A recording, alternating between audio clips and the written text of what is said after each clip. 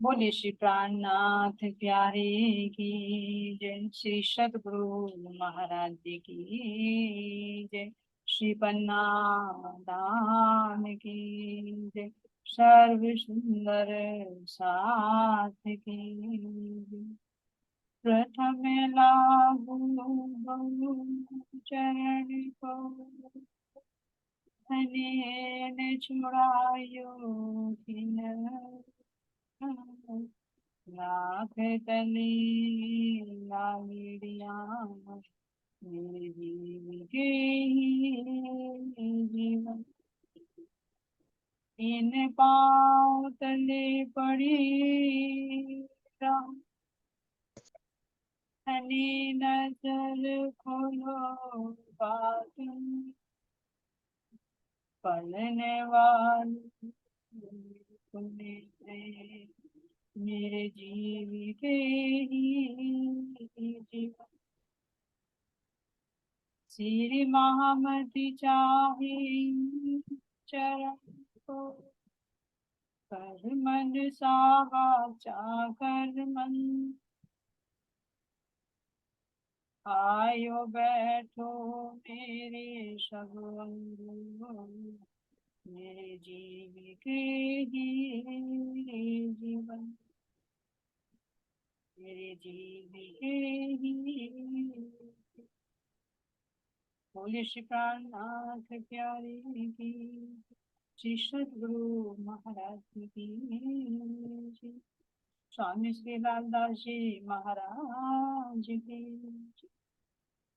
प्राणादास सुंदर साथ जी, आप सभी को मेरा कोटि कोटि शब्द प्रणाम। सुंदर साथ जी, अब हमारी इस चौपाई का खुलासा चल रहा है कि किस तरह से ब्रज और रास को अखंड किया और अखंड करने के बाद ये तीसरा ब्रह्मांड बना। तो तीसरे ब्रह्मांड तक जहां तक बना पिछली वीडियो में हमारा हो गया है कि जब यहाँ पर रास लीला खेलकर ब्रज में आए तो 11 दिन की लीला ब्रज लीला चली। 4 दिन जिसमें 7 दिन गोकुल के और 4 दिन मथुरा के। उसके बाद जब राजी महाराज जी बता रहे हैं कि जब श्री कृष्ण जी ने कंस का उद्धार किया और उद्धार करने के बाद जब 4 दिन की लीला होती है तो उनके अंदर से जो बांके बिहारी का आवेश है ना, वो कहाँ चला गया? गोकुल में राधा रानी के अंदर जाकर समाहित। अब इसके बाद सुंदर साथ जी यहाँ पर महाराज जी प्रकटवाणी में भी इसकी साक्षी देते हैं कि वसुदेव देवकी के लोहे भान उतारियो भेष कियो असिंगार। जब राज बागे को कियो श्रृंगार तब बल पराक्रम ना रहियो लाग। तब यहाँ पर श्री कृष्ण जी बिल्कुल जिसे कह रहे हैं कि योगी राज श्री कृष्ण जी रहते।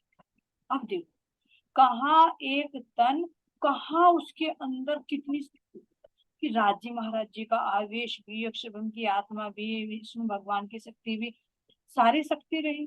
फिर जब दूसरे ब्रह्मांड में आए 11 दिन की लीला हुई तो रास बिहारी का आवेश और विष्णु जी का जीव। अब यहाँ पर केवल जीव रूप में रह गए जिसको कहते हैं योगी राज श्री कृष्ण। अब उनके अंदर कोई शक्ति, यानी ये देख सकते हैं ये हर एक जीव के साथ घटना होती है। ये हम नहीं कि हमारा जीव गया सुरता बैठी है इसके ऊपर तो कितना परिवर्तित है ना। तो ऐसे ही अब यहाँ पर श्री कृष्ण जी रह जाते हैं। फिर जब जरासंध से युद्ध करते हैं तब वहां पर विष्णु के अवतार यानी विष्णु की शक्ति आती है जो 16 कला अवतारी कहते हैं कि यहाँ से पूर्ण अवतार श्री कृष्ण जी का शुरू हो जाता है। तो यहाँ सब जितनी भी लीला चलेगी ये विष्णु रूप की लीला चलेगी, है ना। उसकी जो साक्षी भी देते हैं कि जब शिशुपाल का वध करते हैं तो उनकी जोत बैकुंठ न जाकर उसके उनके मुख में ही समाहित। तो यहाँ पर अब देखते हैं कि जितनी द्वारिका की लीला और मथुरा की लीला होती कितने दिन की? 112 वर्ष की। तो ये सब विष्णु की लीला होती। जब 16,108 जो भूमासुर की कैद में रानियां रहती हैं उनसे सब उनका पानी ग्रहण करते हैं तो सब ये किसकी है?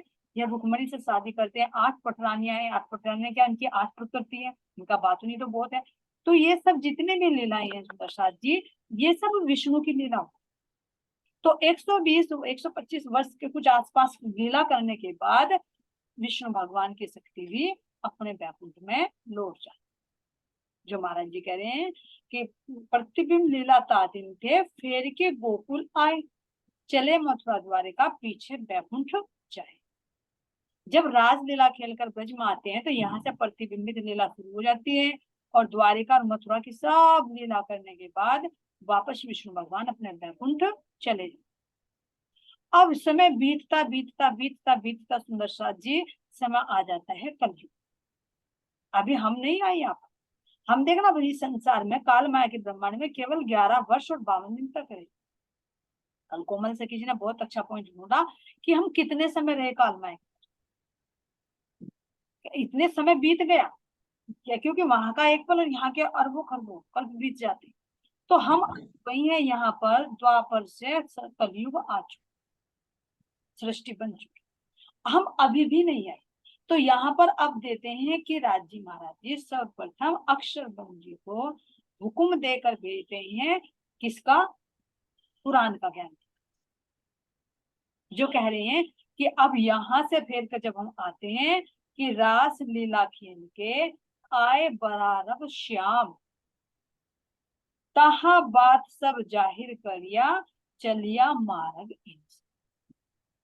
तो यहाँ पर राजी महाराज जी ने हुक्म दिया अक्षरब्रह्म को कि तुम जाओ, और जो सृष्टि बनी है तो इसमें सारे वेद शास्त्र में सब में हमारी साक्ष्यां लिखी।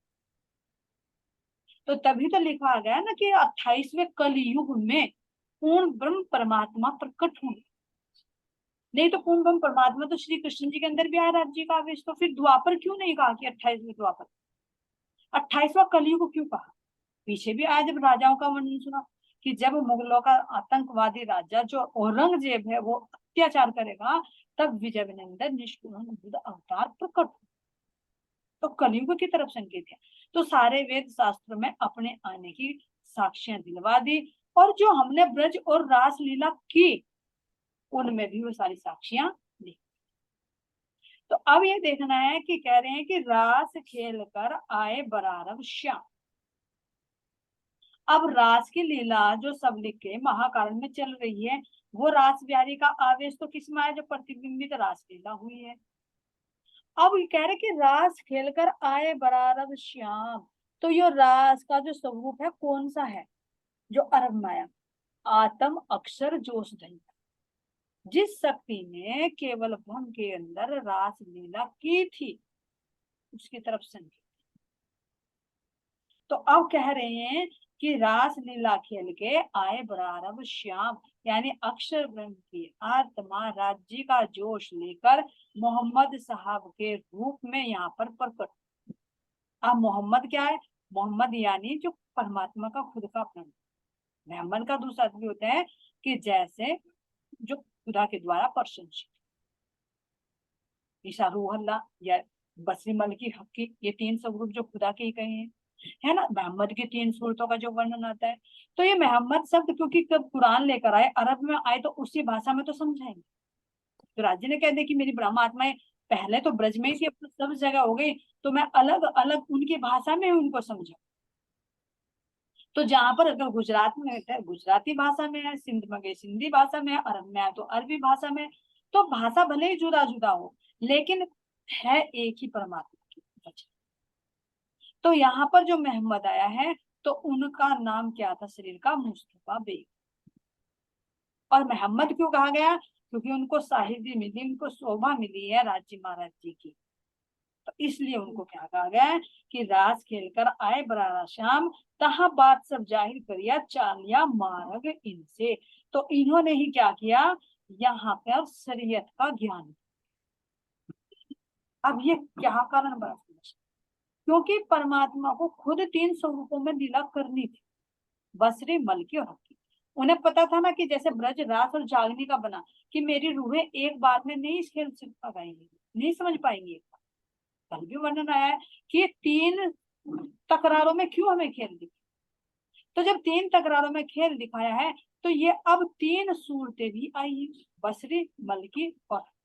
तो सर्वप्रथम कर्मकांड ही तो आएगा। जैसे मान लीजिए अगर हम भी अपने सदगुरु महाराज जी की शरण में आए तो क्या सबसे पहले एकदम हम बातों में उतरे? पहला कर्म ही तो बताया कि भाई तुम सेवा पूजा करो, आरती करो, भोग लगाओ, मेहर का पाठ करो, जाप करो, जितना भी बाहर का जाहिरा कर्म कांड है। तो धीरे धीरे बनते बनते तो लेवल बनता है, क्योंकि ये जीव क्या होता है, नास्तिक। तो इसी तरह से मोहम्मद साहब को यहाँ पर भेजा, तो अरब देश में भेजा। तो वहां की कंडीशन कैसी थी कि जीव एक दूसरे को मारते थे, खाते थे, मांसाहार करते थे, पानी की तो खुद ही कमी है। तो उनको मतलब ऐसी थी पशुवृत्ति। तो उनको एक मर्यादा में बांधने के लिए मोहम्मद साहब ने यहाँ आकर उनको 52 नियम, कि भाई तुम इस तरह से 5 समय की नमाज करो, कलमा पढ़ो, हज करो, दान दो, जकात करो, ये सब उन्हें एक नियम में बांधने के लिए, रोजा करो, ये 5 नियम विशेष। लेकिन कह रहे कि भले ही दिए, लेकिन इनका बात उन्हें रो के दिए, और उन्हें कह दिया कि जैसे जैसे तुम करोगे, जब बाद में इमाम मेहदी प्रकट होंगे, तो जो मेरे कहे अनुसार चलेगा, मैं उनकी शिफायत करूंगा। अब क्यों करेंगे शिफायत, ये देखिए, क्योंकि जिसकी करनी सही होगी तो वो एक ना एक दिन तो परमात्मा मिले ही मिलेंगे। अगर करनी ही सही नहीं है, तो क्या कोरे जीव पर या पशुवृत्ति वाले जीव को परमात्मा मिल जाएंगे। तो धीरे धीरे पहला अपना भौतिक स्तर तो उठाना पड़ेगा ना। तो यही नियम देने के लिए मोहम्मद साहब यहाँ पर आए, जो इन्होंने कर्म कांड को दिया। और देने के बाद में 60,000 90,000 अरब तो सुने थे, लेकिन जाहिरा कितने किए हैं, 30,000 कर्म के। तो 30,000 किए, 30,000 फिर शरीयत के संकेत दिया, और मार्फत के तो कह दिया था राजी महाराज जी ने खुद ही, कि जब मैं आऊंगा तो मैं खुद को 30,000 तो तुम खोल दो कर्म कांड, लेकिन जो हकीकत का मार्फत का ज्ञान है, उस पर तुम तक इकरार है। अगर तुम किसी को पात्र समझो तो कह देना, नहीं तो नहीं। लेकिन जो मार्फत के, उनको आकर मैं खुद को।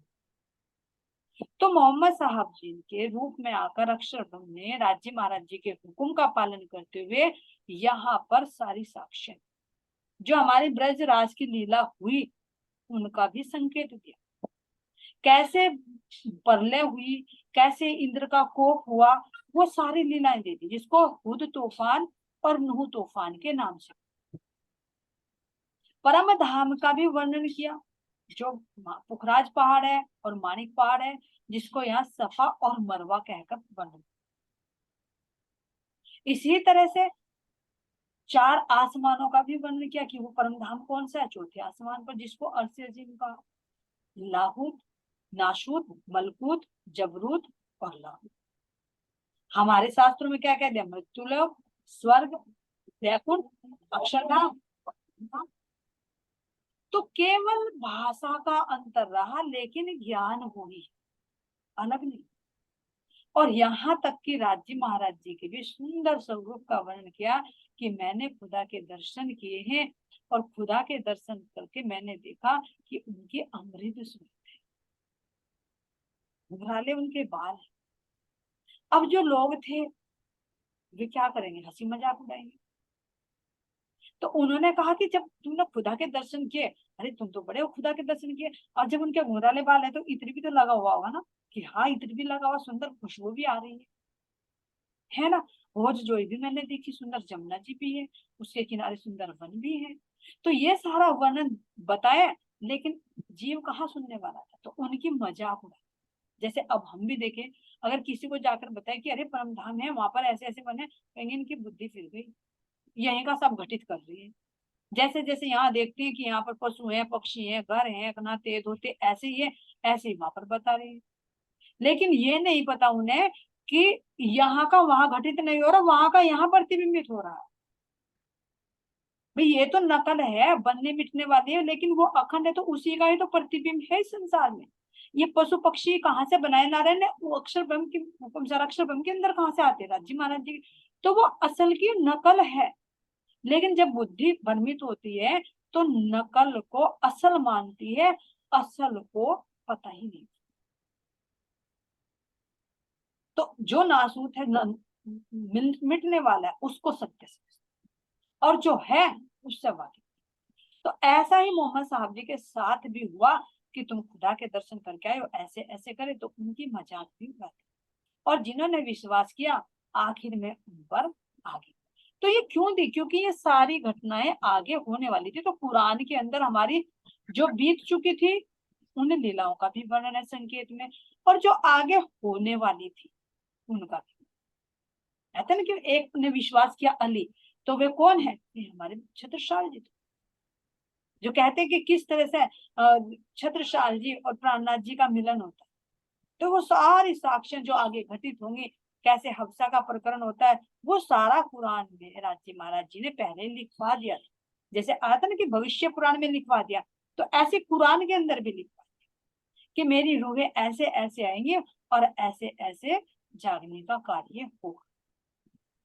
तो यहाँ पर मोहम्मद साहब जी परमात्मा का संदेश लेकर कुरान के रूप में आते। तो ये क्या है सुंदर साथ जी? अब यहाँ पर ये कौन से दिन के लिए?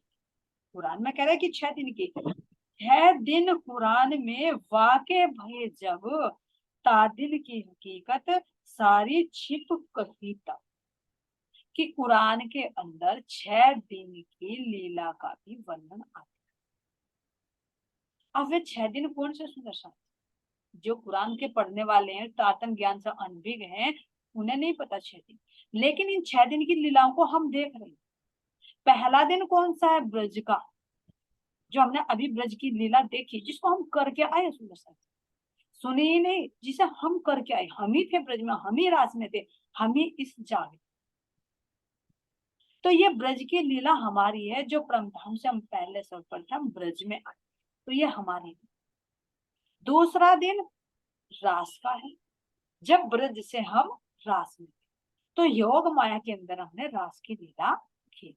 वो सारी लीलाओं का हमें पता है, कैसे कैसे लीलाएं की, कैसे अंतर ध्यान हुए, कैसे फिर भजनानंद स्वरूप में प्रकट हुए, कैसे फिर हम परमधाम गए, कैसे फिर ये सृष्टि। अब जब दो दो दिन की लीला तो हमारी पहले ब्रह्मांड, अब जो लीला चलती है तीसरी, तो तीसरे दिन की लीला अब हमारे इस तीसरे ब्रह्मांड में जो जागने का ब्रह्मांड का। तो इसमें सर्वप्रथम मोहम्मद साहब जो आए कुरान का ज्ञान देकर, तो ये तीसरा दिन है, इसीलिए तृतीय कृष्ण भी कहा गया है, श्याम कहा है। क्यों तृतीय कृष्ण क्यों कहा, श्याम क्यों कहा? ना कि रास खेलकर आए बराबर श्याम, तो चाहे कृष्ण कहे चाहे श्याम कहे, वो ही तो शक्ति उनके अंदर आई है जो श्री कृष्ण जी के अंदर। तो ये तृतीय कृष्ण इसीलिए कहा गया क्योंकि पहला स्वरूप ब्रज के अंदर खेला, वो आत्म अक्षर जोश धनी धाम। दूसरा फिर रास में गए, उनके अंदर भी आत्म अक्षर जोश धनी धाम। अब तीसरा जो आया है मोहम्मद साहब के अंदर भी, इनमें भी आत्म अक्षर जोश धनी। तो इस तरह से सुंदर साथ जी यहाँ पर ये लीला हो रही है मोहम्मद साहब के तन से जोड़ी। तो तीसरा शाम स्वरूप तृतीय कृष्ण, इनके 22 को भी जो सबलिक के निर्मल चित्त में आती है, उसको भी तृतीय कृष्ण का मुक्ति धाम कहा जाता है ना। तो अब कह रहे हैं कि उन्होंने इन 3 दिन की लीला हो गई। अब चौथी लीला किसकी चलेगी? चौथे दिन की हमारी चलेगी दही देवचंद जी महाराज जी। 5वें दिन की किसकी चलेगी? महामती श्री प्राणनाथ जी की। और 6ठे दिन की किसकी है? हम मोमिनों की, रूबों की। और 7वां दिन अपने प्रमदान। तो ये 6 दिन, क्योंकि खेल में तो 6 दिन है, 7वां तो अपने धाम में जाने का है, जहां से आए वहीं से ही है। तो ये 6 दिन कुरान में वाक़े भय जब तादिन की हकीकत सारी छिप गई तब, तो ये घटना कर्मों को सारे को कुरान ने संकेत में दिया कि ऐसे ऐसे घटना घटी है और ऐसे ऐसे आगे घटने वाली। तो संकेत में खुलासा कहाँ हुआ? खुलासा तारतम्य के अंदर हुआ है। पूरा खुलासा ना तो वेदों के अंदर है, ना कतेबों के अंदर है। पूरा खुलासा तो हमारी तारतम्य वाणी के अंदर है, क्योंकि ये राज्य महाराज जी तो जागृत हैं, जिन्होंने खेल बनाया वही तो इस खेल को बताएंगे कि मैंने कहाँ की आखिरी कहाँ पर फंसाई है और कैसे इसकी गुत्थी खुलेगी। तो ये राज्य महाराज जी के ही हुक्म से खुल रहे हैं और उन्हीं की मेहर से उनकी रूबे इसको समझ पा रहे। अब आगे चलते हैं, क्या कह रहे हैं ये संकेतों में दिया। तामे एक दिन ब्रज में दूसरे दिन रास, एक रात ताहा खेले, देखे विरह विलास। अब क्या कह रहे, ता में एक दिन ब्रज, दूसरा दिन रास। अब कह रहे हैं इस लीला में प्रभु ने अपनी आत्माओं के साथ एक रात तक लीला की। एक रात बता दिया कि कौन सी रात है, वो रास की रात। मृत्यु लोक और बैकुंठ के ब्रह्मा और नारायण रास रात के बीच में चारों दरमियान इतनी लंबी रात की वो योग कुछ समय नहीं दे सकते। तो उस रात्रि में हमने विरह भी किया और विलास भी किया। तो सुंदर साथ जी विलास किसके साथ किया हमने, अपने धनी के साथ। अब कहने के लिए कहते हैं, जो आपा पंथ वाले उनसे सुना है, वे क्या कहते हैं कि रासलीला के अंदर तो ब्रह्म सृष्टियों ने अक्षर ब्रह्म के साथ में रासलीला की। तो भला ये देखिए कि ब्रह्म आत्माओं के साथ में अक्षर ब्रह्म कैसे रासलीला कर सकते। तो जब राज्य महाराज जी कुमारिकाओं के साथ में वो रासलीला नहीं कर सकते, तो फिर अक्षर ब्रह्म कैसे ब्रह्म आत्माओं के साथ रासलीला। अक्षर ब्रह्म की आत्मा थी, लेकिन कैसे थी, फरामोशी में थी। तो भले ही आत्मा थी, लेकिन आत्मा के ऊपर राज्य का जो जोश था, वो जोश ही तो रास की लीलाएं कर रहा था। अगर अक्षर ब्रह्म रासलीला खेलते ब्रह्मात्माओं के साथ में, तो जब जोश लिया खींचकर, तब चित चौक वही अक्षर, ये कौन वन कौन हम कौन सखिया, ये फिर चौक के फिर ही आता। तो जब अक्षर ब्रह्म क्यों चौकते अगर कोई लीला कर, अगर उन्हें पता, और फिर जब जोश खींच लिया तो फिर वो लीला क्यों नहीं चली। जोश खींचते ही वो लीला क्यों बंद हो गई। जब अक्षर ब्रह्म लीला कर रहे थे तो अक्षर ब्रह्म को तो लीला कंटिन्यू चलानी थी, लेकिन जोश खींचते ही वो लीला बंद हो गई। तो अक्षर ब्रह्म जी ने ही अक्षर ब्रह्म की आत्मा के ऊपर राज्य महाराज जी का जो आवेश था वो लीला कर रहा। और किसके साथ, हम ब्रह्मा। तो ब्रह्म आत्माओं के साथ रास लीला कर रहे थे। और इधर जो अक्षर ब्रह्म की कुमारिकाएं थी, वे कुमारिकाएं भी थी, तो वे कहाँ थी, हम गोपियों के अंदर एक एक के अंदर दो दो को बैठाया, एक एक के अंदर दो दो को बैठाया। तो वहां पर उनको तन भी तो दे सकते थे, क्यों नहीं दिए था। भाई 36,000 तो वहां पे बना देते, अलग तन दे देते, 12,000 तन ही क्यों दिए। क्योंकि 12,000 टन अगर अलग दे देते तो फिर उनके साथ रासलीला कौन करते, क्या राज्य का आवेश करता उनके साथ में, कुमारिकाओं के साथ। और अक्षर बम थे फरामोशी में। तो जैसे अक्षर के आत्मा पर राज्य का जोश था और उन्होंने रास का अनुभव किया, इसी तरह से अक्षर ब्रह्म की वृत्तियों को, कुमारिकाओं को, उनकी सूरता को, ना तो उनके जीवों को ना उनको तन दिए, उनकी सूरताओं को हम ब्रह्मात्मा के अंदर स्थित करें, जिससे हम उस रास का अनुभव कर सकें। तो उन तनों में बैठा बैठा कर हमें इस रास का अनुभव कराया कुमारिका। अब यहाँ पर सुंदर साथ जी रास के अंदर जो लीला हो रही थी, और जब आवेश खींच लिया तो अक्षर ब्रह्म भी चौंक गए। तो यहाँ पर हम ब्रह्म सृष्टियों के जीवों को क्यों लेकर गए, ईश्वर सृष्टियों के जीव क्यों नहीं गए, क्या उनके अंदर वो प्रेम नहीं था। तो हमारे जीवों को इसलिए लेकर गए क्योंकि वहां पर विरह की लीला भी होनी। विरह का विषय किसका होता है, जीव का। आत्मा का विषय थोड़ी है, आत्मा तो क्या करती है, दृष्टा है। तो विरह तो जीव ही करता है। तो वहां पर विरह की लीला भी होनी थी, इसलिए जीव को भी लेकर गए, जो ब्रज की लीला थी। तो यहाँ पर कह रहे हैं कि एक रात तहाँ खेले, देखे विरह विलास। तो जो दुख का लीला पर जो अंतर ध्यान हुए, और वो ब्रज की लीला जो दोहराई गई, तो उसमें जो विरह का अनुभव हुआ, वो जीव ने किया हमारे, और आत्मा उसको देख रही, जैसे यहाँ पर जीव करता है और सूरता उसको देख। और जब आनंद की लीला हुई, तो जीव ने भी उसका आनंद लिया, क्योंकि वो भी आत्मस्वरूप हो चुका, और आत्मा तो उस आनंद में मग्न थी राज्य महाराज जी के जोश के साथ। तो इस तरह से यहाँ पर एक रात्रि तक हमने विरह और विलास का आनंद।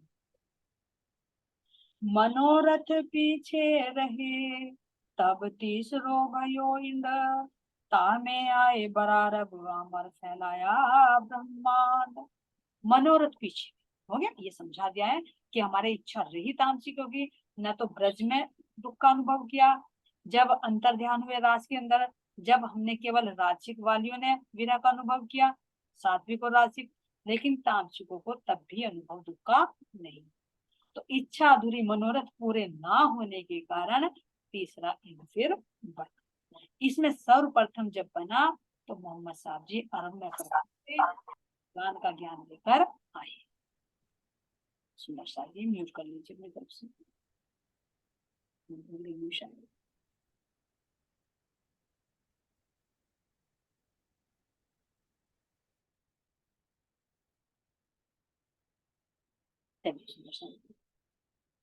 है ना। अब क्या कह रही है, ए है दिन तीसरा, रहे 60 बरस और 3, रब्बानी कलाम लाएगे सबको दिया आकी।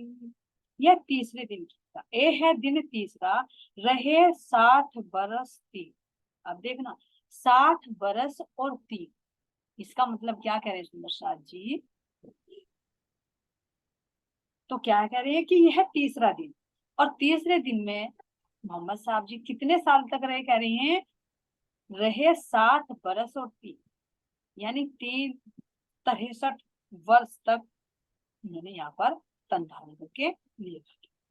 रब्बा ने कलाम लाए के सबको दिया, परमात्मा के हुक्म से परमात्मा का संदेश लाकर सबको उस खुदा पर विश्वास दिला। अब ये विश्वास क्यों दिलाया सबसे, भाई ये सवाल उठता है कि राजी महाराज जी ने जो अपना हुक्म भेजा वो हिंदुओं में तो भेज सकते हैं, मुसलमानों में क्यों भेजा? क्यों? क्योंकि अब का रुए सब जगह उतरनी थी, सब जगह उतरनी थी। और सही मायने में देखे ना, ये जो हमारा चला है ये हम रूहों के कारण ही, हमारी पहचान के कारण।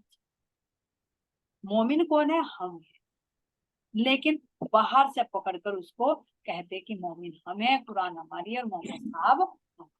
तो मोहम्मद साहब तो कौन है? राज्य महाराज जी हैं, उनकी 3 सूरतें यहाँ पर, तो हमारे राज्य महाराज जी की ही सूरत है। तो कह रहे उन्होंने अल्लाह ताला की वाणी कुरान के द्वारा लाए और एक परब्रह्म पर उन्होंने विश्वास दिलाया कि जो हमारे वेदों में भी पहले लिखा हुआ कि परमात्मा एक है, लेकिन जो अलग अलग मान्यता हो गई, अलग अलग जो हमारे अभी देखा हमने 4 वेद हुए, वेदों का खुलासा फिर 6 पुराणों में, 6 शास्त्रों में हुआ, फिर उनका भी खुलासा 18 पुराणों में हुआ। तो अलग अलग देवी देवताओं की अलग अलग पूजा बना के कह रहे महाराज जी के अलग अलग परमात्मा बनाकर, जो एक परमात्मा था उसको सब बोल एकम ब्रह्म विप्रा बहुधा वदन, यानी ब्रह्म तो एक है लेकिन उसको अनेक नामों से पुकार, तो उसकी साक्षी ला कर दी कि परमात्मा एक है। तो ये मोहम्मद साहब को भेजा कि मेरी रूहें मुसलमानों में भी उतरेंगी, तो फिर वे कैसे मानेंगे कि हाँ सबका मालिक एक है, और वही शक्ति फिर प्राणनाथ जी के अंदर आनी है। तो अगर मोहम्मद साहब उसकी साक्षी ना लेकर आते तो महाराज जी के साथ में इतने मुसलमान भाई जागे हैं, उनको कैसे विश्वास कि हाँ यही अल्लाह था। चाहे हिंदू हो चाहे मुसलमान हो, परमात्मा तो सबका एक है, लेकिन हमारी जो बुद्धि है यहाँ सौपन की होने के कारण, द्वैत की होने के कारण हर चीज में तो है तेरा मेरा, लेकिन परमात्मा को भी बांट दिया, तेरा खुदा मेरा,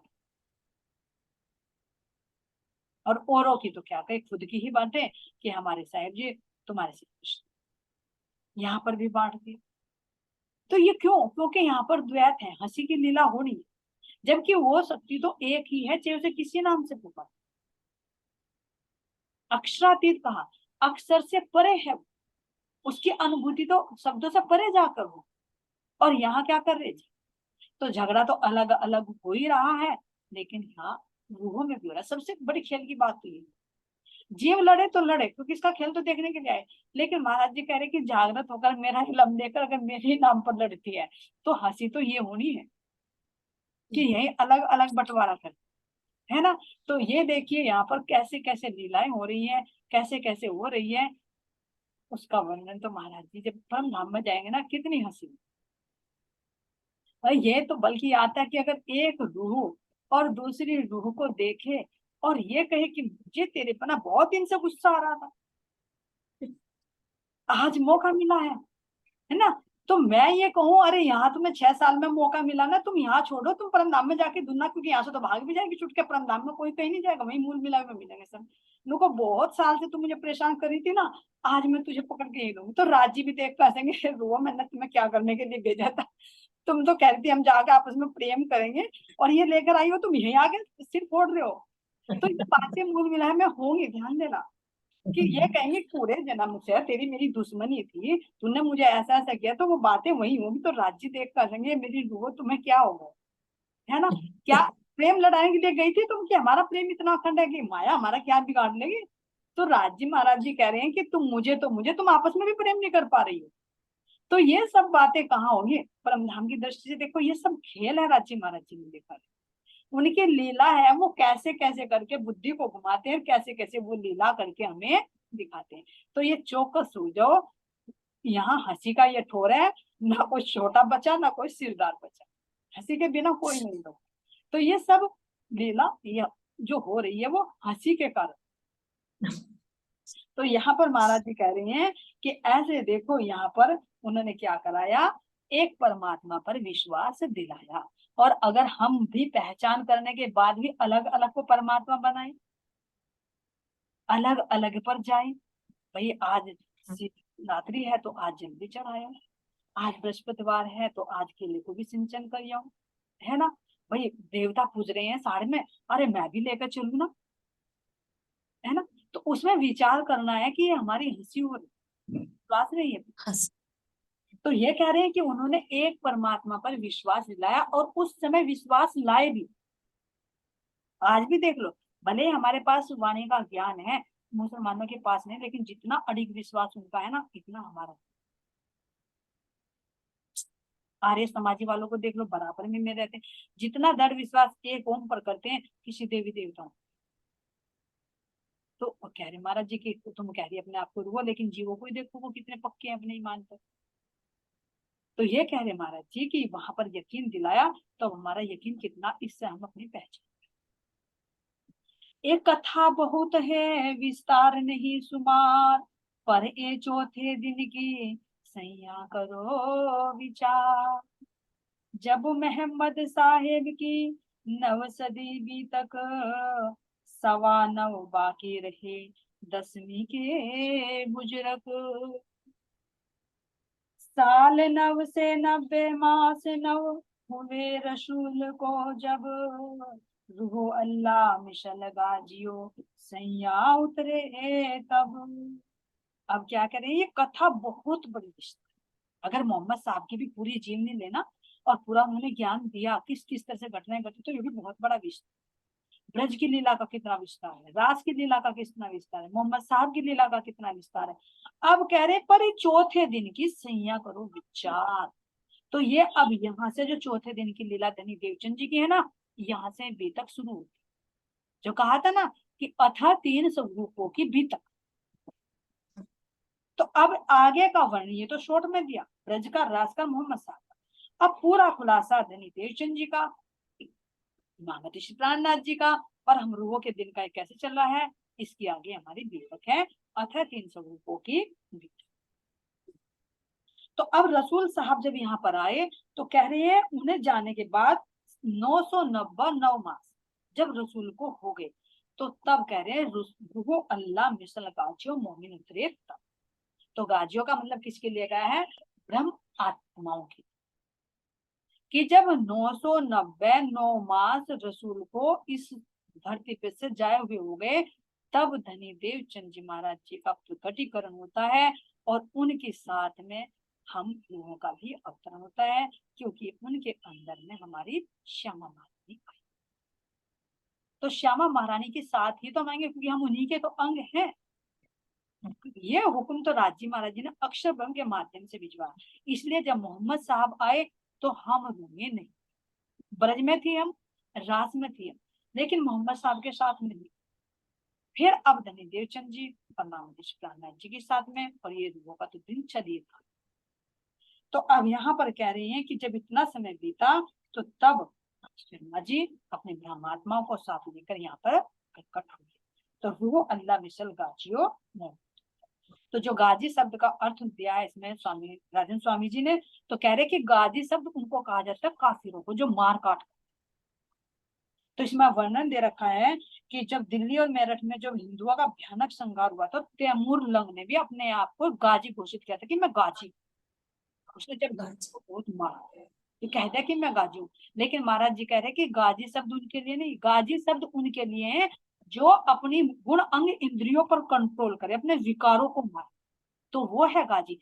एक बाह्य अर्थ, एक तो ऐसी ब्रह्मात्माएं जो अपने इंद्रियों पर मन बुद्धि पर कंट्रोल करती हैं, नियंत्रण करती हैं और अपनी सारी वृत्ति को अपने धाम धनी की तरफ लगाती है, उनको कहते हैं गाजी, जो रूह की।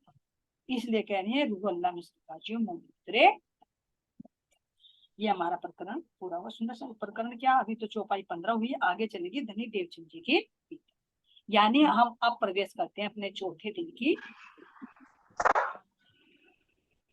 मम्मी डिस्कनेक्ट कर रहा है, मम्मी अरे क्या हो रहा। साल नव से 90 मास नव हुए रसूल को जब, रूह अल्लाह मिसल गाजियो मोमिन उतरे तब, सैया उतरे तब। बोलिए श्री प्राणनाथ प्यारे की जय, श्री सतगुरु महाराज जी की जय, महमती श्री लालदास जी महाराज की, महाराजा छत्रसाल जी की जय, सर्व सुंदर साथ की। प्रणाम जी, सभी सुंदर साथ के चरणों में मेरा कोटि कोटि प्रेम प्रणाम जी, कोटि कोटि प्रेम प्रणाम जी सुंदर साथ जी।